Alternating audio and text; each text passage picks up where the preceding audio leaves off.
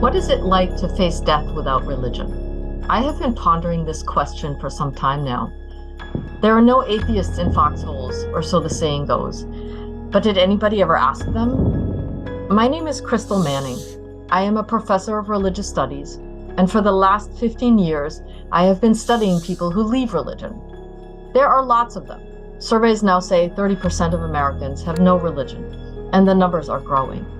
So this talk is based on a recent article about how atheists and other non-religious people think about death. I got interested in this topic when my friend Vince was dying from cancer.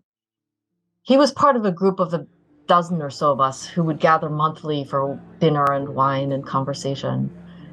And I had hosted a party for Vince to celebrate his 72nd birthday, which we suspected might be his last. He had stage 4 cancer. So we all ate and drank, and later we settled into sofas and chairs in the living room to have a toast for Vince.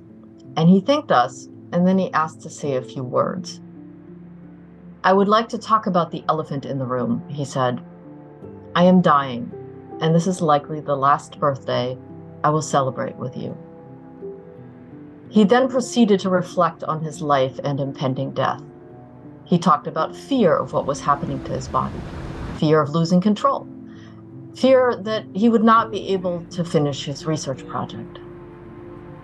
He talked about his sadness at having to say goodbye to his partner Judy and all of us. He also spoke of his gratitude for our friendship and for the richness of his life's adventures. And then he expressed his curiosity, not fear, about what dying might reveal in relation to his ongoing quest to define the nature of consciousness. Vince was a committed atheist for as long as I knew him, some 20 years. And some of us wondered if his impending death would soften that. But he refused what he saw as the false comfort of religion in the face of dying. Instead, Vince seemed to see death as the final mystery to be probed. With fear, yes, but also with open eyes, as he had in all of the other adventures of his life. This got me wondering how other atheists face the question of death. If religion helps people cope with death, does this mean being non-religious is a liability? If atheists do not believe in the afterlife, then what do they imagine happen when we die? Was Vince typical? Or was he the exceptional warrior who remains an atheist in his foxhole? There is a rather large body of literature showing religion helps people cope with death. But when you take a deeper dive into those studies, the story becomes more complex. One problem is causality. Remember that correlation is not the same as causation. Just because some studies show religious people do better doesn't prove religion is the cause. In many studies, the impact of religion is indirect. So, organized religion facilitates social support. It provides a community of caring people who will bring you food, roll your wheelchair into the garden, hold your hand, and so on. Now, this may be because religions encourage altruistic behavior. They tell you you should go and help the elders and the sick and the dying. It may be because churches and synagogues and temples are communities where people get to know and care about each other. But the fact remains that the causal factor is social support rather than religion per se. Now, there are some studies that assign more direct causality to religion. And these are studies that focus on religion as a meaning system that can reduce our anxiety about death. A dominant explanation in this area of research is the so-called terror management theory, TMT for short, which posits that religion was actually born from the fear of death. So TMT assumes that awareness of our mortality is something that is unique to humans, and that fear of death is actually what drives civilization. So human beings construct systems to deny our mortality, either literally, as religion tries to do, or symbolically, by making art or writing books or creating empires. Now, the mechanism by which religion reduces anxiety, according to TMT, is, of course, its teachings, specifically its promise of an afterlife. You might think of belief in heaven in Christianity or Islam, or the teachings about reincarnation in Hinduism. All of these resolve the existential loss, right? The anxiety that you will no longer exist by positing an immortal soul which can live on in another plane, and therefore promising that you, as a unique individual, will continue to exist. So the logic makes sense, right? But when TMT is empirically tested, we get some mixed results. For instance, one systematic review of 84 quantitative studies found 40 studies, a little bit less than half, showing a negative correlation between religiosity and death anxiety, which would seem to confirm TMT.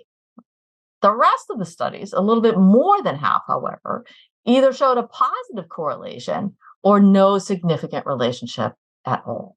When religion does reduce the fear of death, its beneficial impact is complicated further by various factors. So, for example, certain features of the afterlife, such as an angry God, can actually increase your fear of death. Strength of conviction also matters. If people are strongly religious or strongly atheist, they have less anxiety than people who are on the fence, meaning doubt increases anxiety.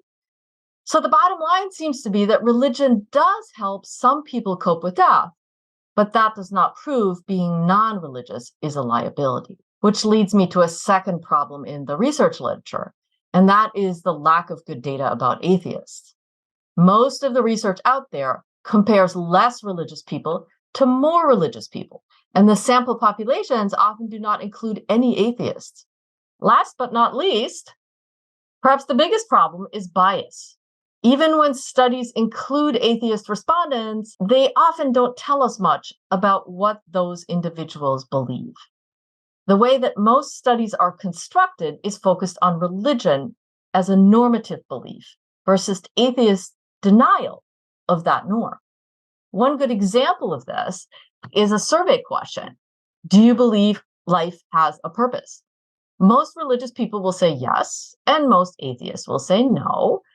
And so researchers have concluded that non-religious people think life is meaningless, when actually, if you dig deeper, you'll find that atheists believe individuals can create a meaningful life, even when life has no inherent purpose.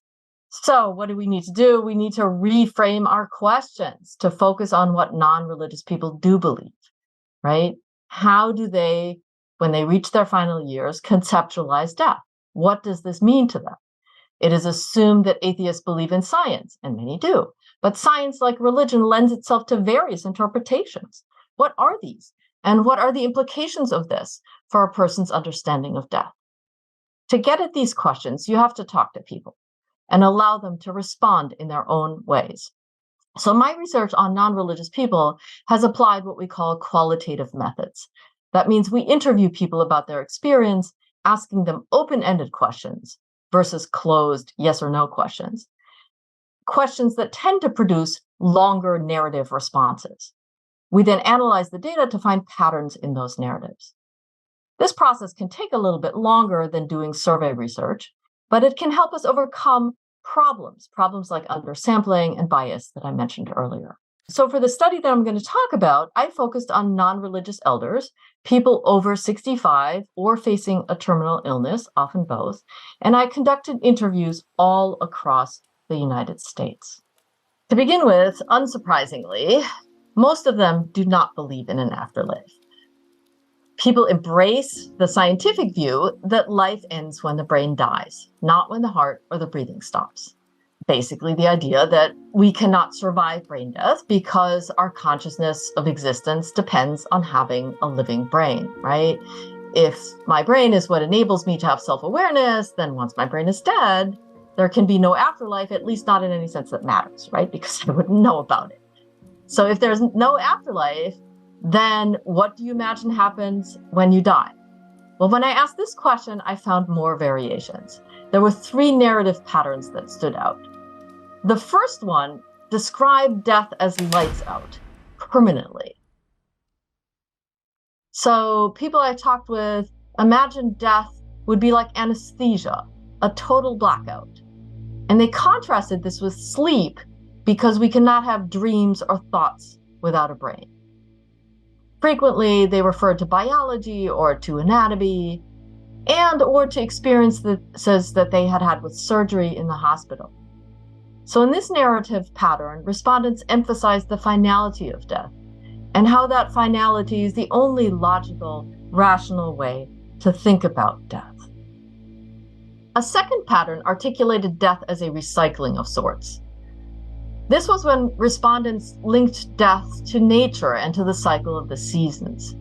So in this narrative pattern, our mortality was seen as a kind of reminder of our kinship to other forms of life, a reminder that all life is transient and interdependent.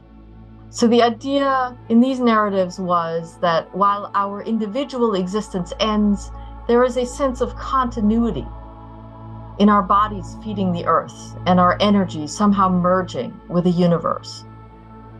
When I spoke to people with this narrative pattern, there were lots of gardening metaphors and references to the stars. People talked about sprinkling their ashes in a particular place that they loved.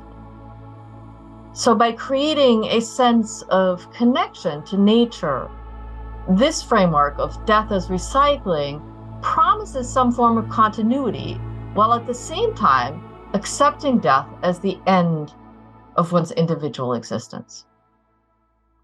A third pattern articulated death as unknowable, often combined with a genuine curiosity about what that might bring. So the people with this narrative pattern engaged in a lot of questioning. They would often weigh what we do or can or don't or cannot know. Respondents said that they felt human efforts to explain death through either religion or science are limited because the experience is one that cannot be empirically tested. They concluded, like my friend Vince, that you just have to wait and see. So, going back to the original question, what is it like to face death without religion? There are several takeaways here. Number one, there's diversity. Non-religious people imagine death in different ways. The three patterns that I described are just three of those. There may be more. Death as lights out, death as merging with nature, death as mystery. These are all distinct ways of understanding death. A second takeaway is that death constitutes the end of the self. A common theme in all of these narratives was that death signals the end of me as a unique individual. As I mentioned, not all non-religious people view death as a final end, right? We have the recycling narrative, which suggests that there might be some continuity by merging with nature or the universe. But recycling is different from having an eternal soul, because the self does not persist. So there's pieces of you that may continue as part of something larger, like your compost heap, but you have no conscious existence. That's hard. And yes, yet it's important. Which leads me to the final takeaway, and that is death acceptance. The people I spoke with, the non-religious people, viewed death as something you have to accept, and they saw this as a necessary component of their non-religious identity. They described death acceptance as both a burden and a blessing, that we need to forego the false promises of religion in exchange for the promise of living this life fully and with integrity. And I should say here that many of the people I spoke with talked about the difficulty of accepting death as the end. They acknowledged fear and anxiety. Some of them said they wished they could believe in a soul that survives the body, and yet they could not accept such beliefs because they saw them as irrational. Religion, in their view, was an invented idea to make people feel better. They felt that not buying into that kind of illusion is the price that we have to pay for being non-religious. There were some respondents who said they had reached a point of peace about their impending death. at the time I interviewed them. There were others who had not, but all of them felt it was important to accept death is a marker. Death is the end of our conscious existence. So, non-religiosity may, in the end, have one psychological benefit as we approach the end of life, namely the willingness to face and work through our feelings and anxieties about death.